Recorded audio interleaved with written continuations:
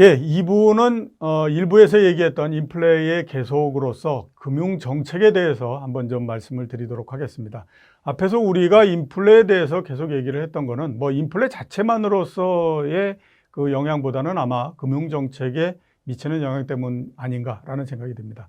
그냥 인플레 자체로서의 주식시장 영향은 그렇게 크지가 않습니다. 그리고 또 이게 과연 뭐 어느 쪽으로 즉 주가를 끌어올리는 역할을 하는지 끌어내리는 역할을 하는지 이런 것들이 굉장히 모호하기 때문에 이것만으로서는 뭐 그다지 큰 의미가 있는 그 작업은 아니다라고 볼 수 있는데, 그런데도 불구하고 계속해서 사람들이 물가에 대해서 특히 인플레에 대해서 굉장히 크게 반응을 하는 것은 아마 제가 보기에는 이 금융정책, 특히 그중에서 이 테이퍼링 때문이 아닌가라는 생각이 듭니다.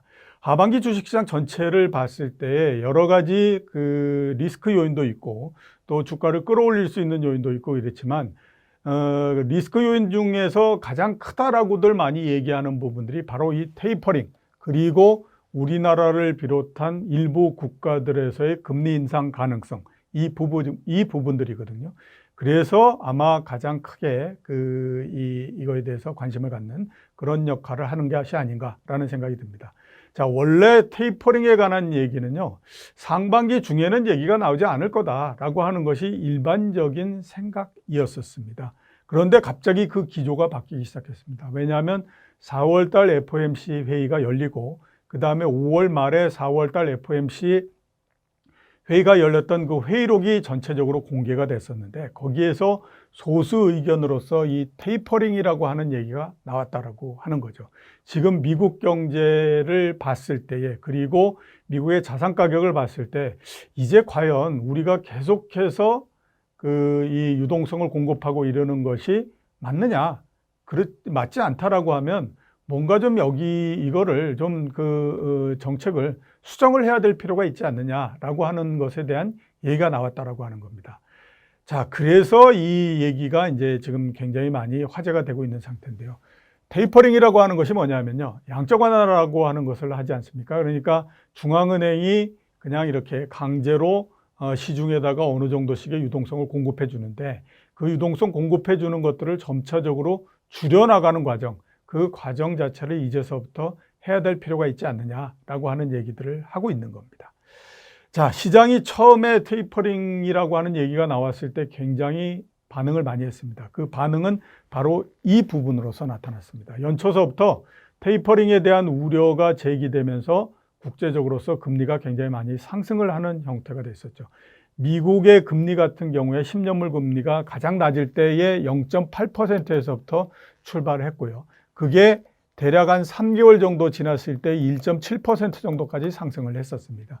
우리나라 금리도 역시 마찬가지로 1.5%에서부터 시작해서 2.3%까지 상승을 했으니까 굉장히 빠르고 크게 상승을 했다라고 봐야 되죠. 이렇게 전 세계의 그 시장 금리가 상승을 했던 가장 큰 이유가 테이퍼링인데, 왜 이 시장 금리가 먼저 상승했냐? 그게 2013년도에 대한 기억 때문에 그렇습니다. 2013년도에 그 당시 버냉키 의장이 연준의 의장이었었는데 5월 달에 의회에서 증언을 하면서 이제 우리가 양적 완화로서 자금을 공급하고 하는 부분들을 조금씩 줄일 필요가 있지 않느냐라고 하는 얘기를 했고요. 그때에 명명됐던 것이 테이퍼링이라고 하는 겁니다. 그리고 이 얘기가 나온 다음에 주가가 15% 정도 그냥 한 15일 사이에 하락을 해버리는 형태가 됐습니다. 그러니까 사람들이 이 얘기가 나오면서 너무 주가가 하락을 하고 급변을 했던 이 경험을 갖고 있다가 보니까 그거에 대한 두려움이 엄청나게 커질 수밖에 없었던 그런 형태가 된 거죠. 그래서 이제 그 테이퍼링이라고 하면 곧바로 아무튼 굉장히 이게 문제가 있는 거 아니냐, 이런 이제 생각을 하게 됐던 겁니다. 먼저 2013년도에 어떻게 진행됐던가 하는 것들을 한번 볼 필요가 있습니다. 말씀드렸던 것처럼 5월 달에 제일 처음에 버냉키 의장이 이제 얘기를 했고요. 6월 달에 올해 연말 정도서부터 한번 드디어 이제 본격적으로 시작해야 될 필요가 있지 않아? 이런 얘기를 한 거죠. 근데 그러면서 아무튼 주식 시장도 난리가 나고 금리가 올라가고 막 이렇게 하니까 중간에 테이퍼링을 하겠다라고 하는 정책은 그대로 유지를 하겠다.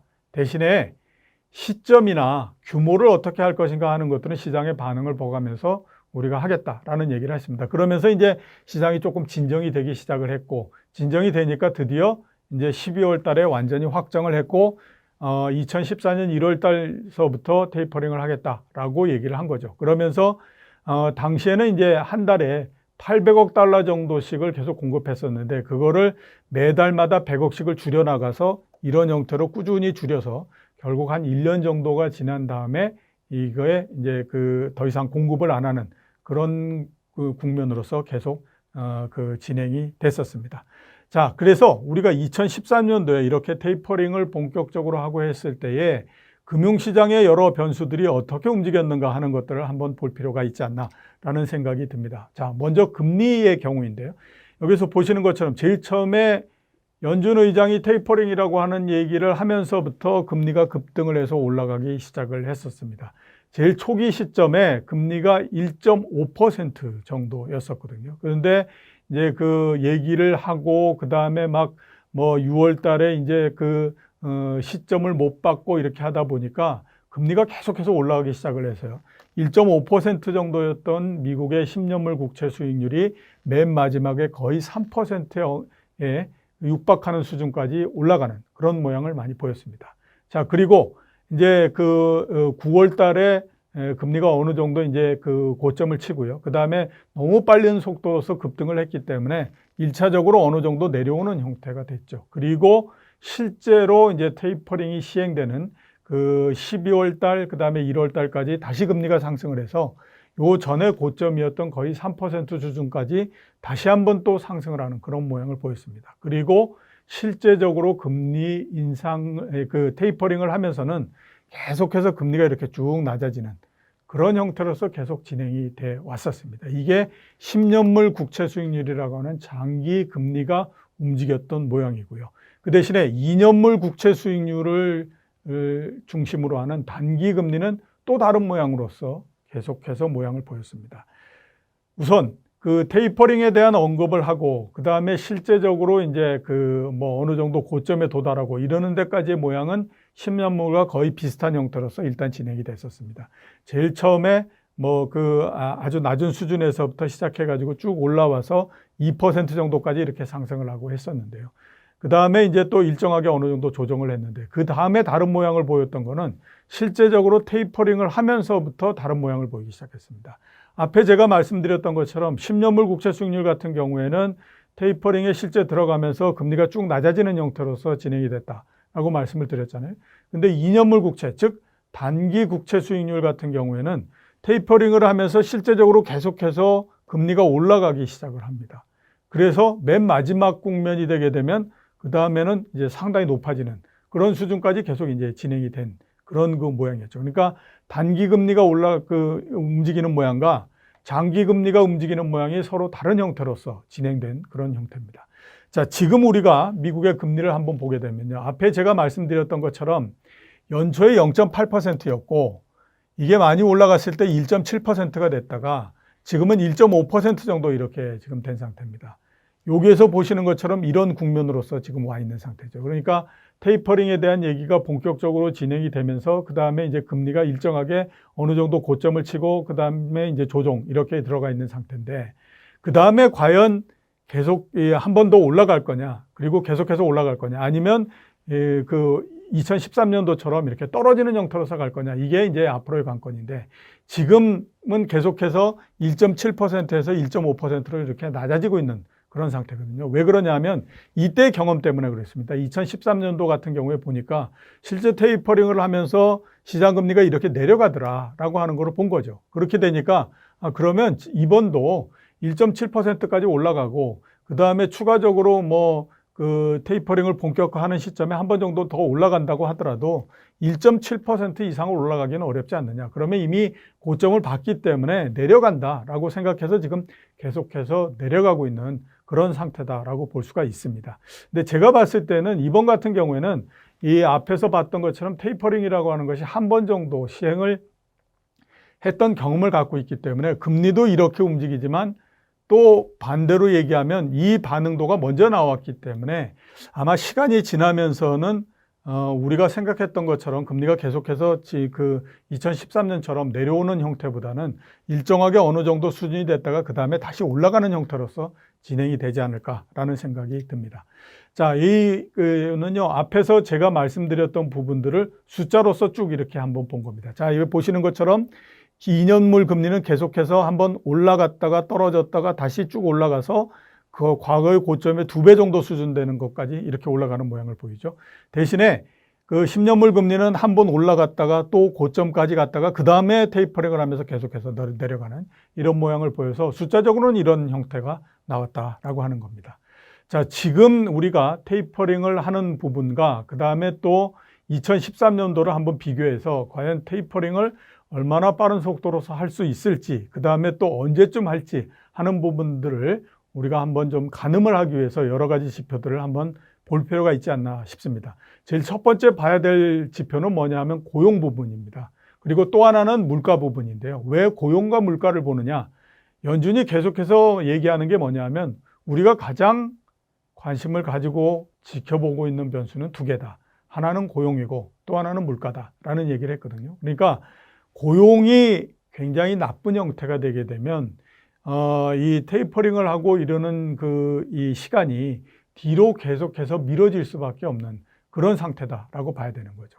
또 마찬가지로 물가가 굉장히 높아진다라고 하게 되면 이 테이퍼링을 하는 속도가 빨라지겠지만 이게 그래도 어느 정도 뒤에 있다라고 하게 되면 또 마찬가지로 봤을 때에 뒤로 밀릴 수 있는 그런 부분들이 되기 때문에 앞으로의 그 테이퍼링뿐만 아니라 미국이 완화적인 그 통화 정책을 쓰고 있는데 이 통화 정책이 언제쯤 정상화될 것인가 하는 것들을 좌우할 수 있는 지표, 이런 것들이 여기에서 보시는 것처럼 고용과 그리고 또 뒤에서 제가 말씀드릴 물가, 이 부분들이기 때문에 한번 말씀을 드리는 겁니다. 자, 고용서부터 한번 볼까요? 2013년도에 테이퍼링을 할 때 제일 처음에 테이퍼링을 하겠다라고 언급을 할 때에 그 고용이 어느 정도였냐면 그 당시에 그 금융위기가 나고 그 다음에 이 고용이 굉장히 나빠지는 형태가 됐거든요. 그 고용이 나빠진 것이 대략 73% 정도 회복이 됐을 때에 그 연준이 이제 정도는 우리가 더 이상 크게 돈을 공급하고 그러질 않겠다라고 처음 얘기를 했었습니다. 그리고 실제적으로 테이퍼링이 시행됐던 2014년도 정도 됐으면은 이미 고용이 이 금융위기 이전 줄어들었던 것에서 90% 정도가 회복이 되기 때문에 고용이 어느 정도 이제 정상 궤도로서 돌아오는 그런 형태가 됐기 때문에 테이퍼링을 빠른 속도로서 하고 할 수 있는 그런 그게 됐다라고 이제 볼 수 있는 거죠. 자, 지금은 어떤 형태냐? 보시는 것처럼 작년도에 코로나19가 발생하면서 고용이 정말로 엄청나게 많이 줄어들어 버린 형태 됐습니다. 그리고 점차적으로 올라오고 있지만 현재 보면 속도가 그렇게 굉장히 빠른 속도는 아니고요. 지금 시점에서의 고용은 그 작년도에 굉장히 많이 줄었던 것에서 63% 정도, 이런 정도 지금 회복이 되어 있는 그런 그 상태, 이렇게 볼 수가 있습니다. 그러니까 2013년도와 비교했을 때에 그렇게 만족할 만한 수준까지 회복이 되고 있지는 않은 상태다라고 볼 수 있는 거죠. 당연히 그 고용이 만족할 만한 상태까지 회복이 되고 있지 않다라고 하게 되면 어떻게 되겠습니까? 고용을 굉장히 관심을 가지고 지켜보고 있는 연준 입장에서는 테이퍼링을 그렇게 빨리 해야 할 이유는 그렇게 많은 거는 아니지 않느냐? 이런 생각을 가질 수 있는 그런 상황이다. 이렇게 이제 볼 수가 있는 거죠. 자, 물가 한번 보죠. 앞에서 말씀드렸던 것처럼 고용이 굉장히 유리한 지표다라고 보게 되면 물가는 상당히 불리한 지표다. 이렇게 이제 볼 수 있습니다. 2013년, 14년도 테이퍼링을 얘기하고 테이퍼링을 했을 때에 미국의 소비자 물가가 어느 정도 증가했느냐면 여기 보시는 것처럼 1.3%, 1.4% 이런 정도입니다. 그러니까 평균 해도 1.4% 정도밖에 안 되는 국면이다라고 하는 거죠.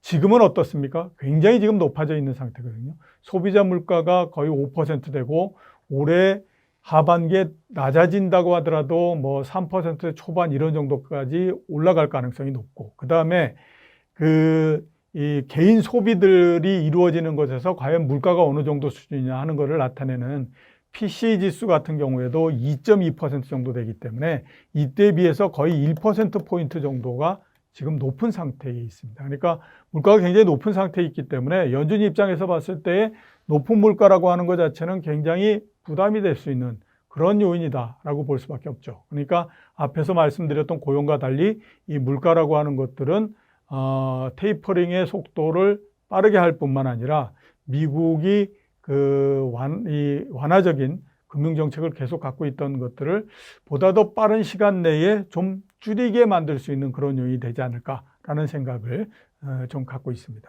근데 하나 우리가 좀 다행이다라고 생각할 수 있는 부분들은 연준의 금융정책, 통화정책의 목표입니다. 과거에 이 목표로 했던 것은 뭐냐면 인플레이션 목표제입니다. 그러니까 인플레이션을 2%에다가 갖다가 맞추고 2%를 넘게 되면 이때에 금리를 조절한다든가 내지는 유동성을 줄인다든가 이렇게 해가지고 물가를 원래 목표로 했던 지점에다가 갖다가 넣겠다. 이렇게 하는 것이 과거에 연준이 가지고 있었던 정책의 목표였다라고 하는 거죠. 근데 작년 정도서부터 이 목표가 조금씩 바뀌기 시작합니다. 그래서 지금은 어떤 목표를 갖고 있냐면 평균 물가 목표제라고 하는 걸 갖고 있는 겁니다. 그러니까 지금 뭐 어느 정도 넘는다고 하더라도 우리 그게 아니라 한 5년 내지 뭐 이런 정도의 기간을 봤을 때에 그 기간 동안의 평균이 그냥 한 2% 정도만 되면 되지. 꼭 지금 높아졌다고 해서 지금 이거를 강제로 끌어내려 가지고 2%에다가 갖다가 맞추고 이렇게 할 필요 없다라고 이렇게 이제 얘기를 하는 거죠. 그렇게 되다 보니까 일정하게 어느 정도 물가가 지금 예상했던 것보다 오버돼서 상당히 높아지는 상태까지 간다고 하더라도 이거를 그다지 정책에 심각한 요인으로서 고려하거나 그럴 필요가 없다라고 보는 겁니다. 자, 그래서 이거는 정책을 어떤 목표를 가지고 이 운영하느냐에서 굉장히 중요한 부분들이거든요.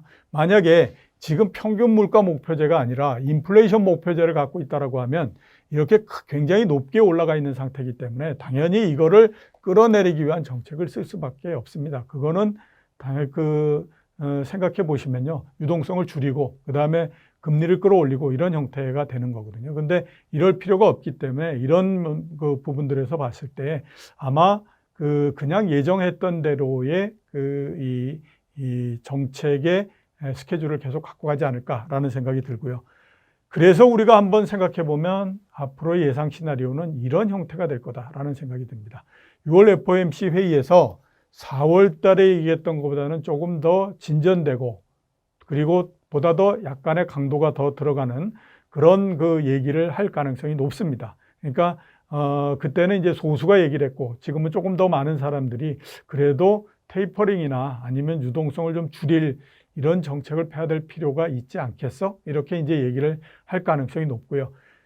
9월 달, 그러니까 3분기 말이나 4분기 초 정도 되면 이제 드디어 테이퍼링을 공식화해서 그 다음에 우리가 어느 때에서부터 시행을 하겠다라고 하는 거를 못 박을 가능성이 높습니다. 그리고 이 못 박는다고 하는 것 자체는 대체적으로 우리가 평가해 봤을 때 내년도 1분기 정도를 테이퍼링의 시점으로서 못 박을 가능성이 굉장히 높지 않냐라는 생각이 듭니다. 그러면 실제 시행은 여기에서 보시는 것처럼 1분기 정도가 될 가능성이 상당히 높습니다. 자, 그러면 내년도 1분기에 테이퍼링을 시행하게 되면 그때서부터 갑자기 모든 유동성의 공급이 제로로서 줄어들어 버리느냐? 그렇지는 않다라고 하는 겁니다. 지금 미국의 연준이 매달마다 1,200억 달러의 유동성을 시장에 공급을 해주고 있습니다. 이걸 지금 예상으로는요, 매달마다 아마 한 1,100억 달러씩을 줄여나가는 형태로서 되지 않겠느냐라는 생각을 하고 있거든요. 그러면 실제적으로 유동성 공급이 거의 제로가 돼버리는 건 2022년도 말 정도, 즉 2022년도 하반기 정도가 돼야 가능하지 않을까라는 생각이 듭니다. 그래서 그 정도가 돼야 제가 생각했을 때는 미국의 정책, 이 부분들이 테이퍼링이 본격화되는 그런 형태가 되는 그림이 나올 걸로 그렇게 판단이 됩니다. 자, 미국은 뭐 이런 정도로서 한번 좀 얘기를 하고요. 그 다음에 우리나라의 정책에 대해서 한번 좀 말씀을 드리도록 하겠습니다. 우리나라의 금융정책에 대해서 말씀드리는 건 한국은행이 5월 달에 이 금통위를 열었는데요. 거기에서 한국은행 총재가 이런 얘기를 했습니다. 금융정책을 너무 느리지도 않고 그다음에 너무 빠르지도 않게 정상화하는 형태로서 가겠다라는 얘기를 했습니다. 그러니까 이 얘기를 들으면서 드디어 한국은행이 금리 인상이라고 하는 카드를 조만간 꺼낼 가능성이 높구나라고 사람들이 생각을 했기 때문에 그렇습니다. 그리고 실제적으로 제가 봤을 때도 아마 3분기 내지 늦다고 하더라도 4분기 정도가 되면 한국은행이 금리를 인상하는 쪽으로서 가지 않을까라는 생각이 좀 듭니다. 한국은행이 금리를 인상할 때 그리고 인하할 때 일정하게 어느 정도 패턴이 있습니다. 뭐냐면 제일 처음에 한국은행 총재가 나와서 금리 인상의 가능성에 대해서 얘기를 합니다. 그리고 요 얘기가 끝나면 그 다음에 어떻게 하냐면 금융통화위원회 금통위를 열지 않습니까? 거기에서 위원 중에 소수의 몇 명이 금리를 인상할 필요도 있습니다. 이런 얘기를 합니다. 그리고 나서 한 2, 3개월 정도 지나면 실제적으로 금리 인상이 되고 이런 그림이 여태까지 많이 나왔었거든요. 지금 현재는 요 단계까지 진행이 되어 있는 겁니다. 그러니까 한국은행 총재가 벌써 2번에 걸쳐서 금리 인상 가능성, 그다음에 금융정책을 정상화시켜야 한다는 필요성 이걸 얘기했기 때문에 그 다음 과정은 여기입니다. 아마 6월 달 내지 7월 달 금통위에서 소수 의견들이 계속해서 나올 가능성이 높고 그러고 나면 한 2, 3개월 정도 지나서 금리를 인상하는 형태로서 가기 때문에 3분기 정도가 될 가능성이 있지 않느냐 이렇게 이제 보고 있는 건데요. 한국은행이 금리를 인상할 가능성을 제시한 이유는 지금 국내 경제가 원래 생각했던 것보다도 괜찮기 때문에 그렇습니다. 원래 한국은행이 올해 1월 달에 올해의 경제, 그러니까 2021년도에 경제 성장률을 여기서 보시는 것처럼 3% 정도 될 거다라고 봤는데요. 4%를 새로 제시를 했습니다. 여러 권위 있는 경기 예측 기관들이 있지 않습니까? KDI도 있고 뭐 민간경제연구소도 있고 뭐 이런데 한국의 4%의 올해 성장률을 처음 얘기한 거는 한국은행이 처음입니다. 그렇기 때문에 이게 굉장히 의미가 있다라고 봐야 되거든요.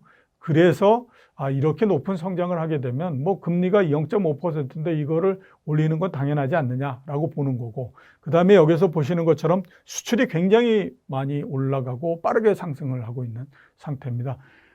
지금 수출 증가율이 40%를 넘는 상태니까 뭐 이런 것들을 보게 되면 높은 성장 거기에다가 수출도 잘 되고 그러니까 뭐 금리를 올릴 수 있는 가능성 이거는 뭐 충분히 있지 않느냐 이렇게 이제 보고 있는 상태 이렇게 이제 보고 얘기를 할 수 있습니다. 다만 이 금리를 인상하고 하는 데서 걸림돌이 될 수 있는 부분들이 뭐냐 하는 것들을 한번 보게 되면요. 우리나라도 역시 마찬가지로 고용 시장이 현재까지는 상당히 좀 부진한 상태입니다. 자, 여기 보시는 것처럼 이 고용 작년도서부터 지금 쭉 감소해가지고 지금 이런 정도까지 감소했고 특히 이 숙박업이나 뭐 음식료, 교육 서비스 이런 이 서비스업 쪽이 굉장히 많이 이 고용이 감소해져 있는 상태이기 때문에 이 고용이 어느 정도 정상을 찾아야 그래도 금리를 인상할 수 있지 않겠느냐라고 하는 얘기들을 할 수밖에 없고요. 그래서 이게 제가 봤을 때는 좀 걸림돌이 되는 그런 부분들이다라고 이제 봐야 되지만 나머지 부분들을 우리가 한번 따져보면 뭐 이런저런 부분들에서 그래도 좀 금리 인상 쪽이나 이런 쪽에 힘을 실을 수 있는 부분들도 있고 뭐 이런 것들이 있지 않나라는 생각이 듭니다. 이제 그 중에서 우리가 한번 보게 되면요, 보시는 것처럼 이 석유, 그러니까 즉 원자재 가격 이런 것들도 많이 올라가고 농수산물 가격도 올라가고 이러면서 우리나라도 역시 지금 물가 상승률이 2%의 중반 정도를 기록을 하고 있는 그런 상태에 있습니다. 그러니까 원래 우리나라 물가 상승률이 1%대 초반에 있다가 2%대 중반 정도까지 올라갔기 때문에 거의 배 정도 올라온 상태거든요. 그래서 이 부분들을 우리가 봤을 때에 조금 이게 물가가 좀 걸린다 이런 생각이 듭니다. 그래서 요것들을 좀 감안을 해야 될 필요가 있지 않느냐라는 생각이 들고요. 그 다음에 아까 말씀드렸던 것처럼 소비에 비해서 수출이나 이런 부분들이 굉장히 강해지면서 괴리가 많이 생긴 부분들이 있기 때문에 이런 것들도 전체적으로 봤을 때에 지금의 기도를 계속해서 유지하기보다는 아마 조금씩 바꾸는 그런 영향이 되지 않을까라는 생각이 들고요. 또 하나 우리나라에서 금융정책을 굉장히 크게 바꿀 가능성이 있는 것 중에 큰 요인들이 뭐냐 하면 역시 우리나라도 자산 가격 부분들이 좀 문제가 되고 있는 그런 부분들입니다. 자, 지금 계속해서 부동산 가격의 상승이 계속 지금 문제가 되고 있는 상태입니다. 여러 가지 정책들을 많이 내놓고 하고 있지만 이 정책이라고 하는 것이 그렇게 크게 먹히지 않는 상태에 있지 않습니까? 그러면 이런 정책이 크게 먹히지 않는다라고 하게 되면 그 다음에 어떻게 해야만 될까요? 일단은 이제 지금으로서 쓸 수 있는 부분들은 이 부분입니다. 가계 대출이 크게 늘어나고 있는 부분들을 막게 되면 당연히 그에 따라서 이 가계 대출을 이용을 해서 부동산을 사고 이러는 것들을 막을 수 있기 때문에 이에 따라서 부동산 가격도 어느 정도 안정이 될 수 있는 그런 가능성이 있지 않느냐라고 보는 거죠. 우리나라의 가계 대출은 2020년 정도서부터 굉장히 급등해 올라가는 형태를 많이 보였습니다. 이거는 다른 요인들보다도 금리가 굉장히 낮아졌고요. 그 다음에 유동성을 굉장히 많이 공급하는 그 효과가 있기 때문에 그렇습니다. 지금처럼 가계대출이 계속해서 급증하는 부분들이 지속이 될 경우에는 굉장히 경제 전체적으로도 좋지 않을 뿐만 아니라 자산 가격에도 좋지 않은 상태이기 때문에 이거를 막아야 될 필요가 굉장히 많이 있습니다. 이거를 막기 위해서 여러 가지가 있지만 금융 기관들, 그러니까 은행이나 이런 데다가 창구 이용을 통해 가지고 창구 지도를 통해서 더 이상 크게 이 대출을 대출을 더 늘리지 마라 이렇게 얘기할 수 있지만 그거는 한계가 있는 거거든요. 가장 이거를 잡을 수 있는 제일 좋은 방법은 뭐냐면 가계 대출을 하면서 지불을 해야 되는 비용 자체를 높이게 되면 그에 따라서 이 가계 대출 증가나 이런 부분들이 약해질 가능성이 상당히 높다라고 하는 겁니다. 그리고 그렇게 되면 자연히 또 이거 자산 가격이나 이런 것들을 잡을 수 있기 때문에 그런 면에서 지금 우리나라 금리를 올리고 이러는 것이 가장 필요하다라고 이제 한국은행도 아마 지금 보고 있는 것 같고요. 그 다음에 우리나라의 지금 그 정책금리, 한국은행이 결정하는 기준금리가 0.5% 이렇게 되기 때문에 이 0.5%라고 하는 것 자체는 그다지 여기에서 더 금리를 높여서 만약에 1.0%를 만들고 한다고 하더라도 경제 전체에 미치는 영향은 그렇게 크지 않다라고 하는 겁니다. 그에 비해서 여기에서 보시는 것처럼 가계대출이 증가하고 이러는 것을 막을 수 있는 그런 역할을 하기 때문에 한국은행 입장에서는 지금처럼 경제가 앞으로도 일정 부분 어느 정도 좋을 걸로 예상이 되고 그 다음에 유동성을 굉장히 많이 풀어서 자산에 버블이 생길 가능성이 높고 이런 상태이기 때문에 이거를 좀 막기 위해서는 금리를 올려야 될 필요가 있지 않느냐라고 보는 거죠. 그래서 지금 여기에서 보는 것, 우리가 얘기했던 것처럼 올해 3분기 내지 4분기 초 이 정도 되게 되면 한국은행이 금리를 올릴 가능성이 있지 않느냐 이렇게 이제 보는 겁니다. 자, 지금 이게 우리나라의 기준금리가 쭉 왔던 겁니다. 요 지점이요. 금융위기가 나고 가장 낮게 내렸을 때의 기준금리인데 이때의 우리나라의 기준금리를 가장 많이 내렸을 때의 1.5% 정도였습니다. 지금 여기입니다. 0.5%거든요. 그러니까 지금이 과거의 기준금리보다도 너무 낮은 상태에 있기 때문에 이거를 올린다라고 하는 것이 그렇게 크게 부담이 되는 상태는 아닙니다. 그래서 만약에 한국은행이 금리를 인상한다라고 하게 되면 어떤 그림이 나올 거냐. 앞에서 말씀드렸던 것처럼 올해 3분기나 이때 한 번 정도 올리면 0.75%가 됩니다. 그리고는 올해 내에 더 금리가 상승하는 거는 인상하는 거는 없을 거로 보입니다. 왜냐하면 한국은행 입장에서 일단 금리를 한번 인상을 하고요. 그 다음에 인상하고 난 다음에 경제가 어떻게 되는지를 한번 보고 그 다음에 다음 스텝을 가기 때문에 올해 내에는 금리를 추가적으로 인상하거나 그러지 않을 거고 내년도 1, 4분기 정도가 되면 또 한 번 올려서 1.0%를 만들고 이런 형태로서 계속 진행이 되지 않을까라는 생각이 듭니다. 그래서 우리나라는 미국이나 이런 데보다는 빨리 금리를 인상하는 형태가 되고요. 이렇게 인상하는 가장 큰 이유는 앞에서 말씀드렸던 것처럼 물가가 어느 정도 높은 영향도 있고 그 다음에 경기가 어느 정도 활성화되는 영향도 있고 그렇기 때문에 우리나라의 금융정책은 미국보다는 빠르게 지금 변하고 있다. 이렇게 말씀을 드릴 수 있지 않을까라는 생각이 듭니다. 자, 1시간 동안 제가 전 국내외의 인플레에 관련한 부분 그리고 또 그에 따라서 미국의 테이퍼링이 어떻게 될 것인가, 그리고 또 우리나라의 금리 인상, 이 부분들은 어떻게 될 것인가, 여기에 대해서 말씀을 드렸습니다. 하반기에 주식시장에서 가장 큰 리스크 부분, 그리고 가장 많이 얘기되는 부분들은 제가 지금까지 말씀드렸던 인플레와 그 다음에 금융정책의 변화에 관한 부분들입니다. 제가 말씀드린 부분들을 잘 토대로 잘 한번 그 상황이 진전되는 것들을 지켜보시고요. 그때그때 시장에 잘 적용을 해서 잘 그 시장에서의 좋은 성과를 내주시기를 바라겠습니다. 자, 오늘 제가 말씀드릴 부분은 여기까지입니다. 시청해 주셔서 고맙습니다.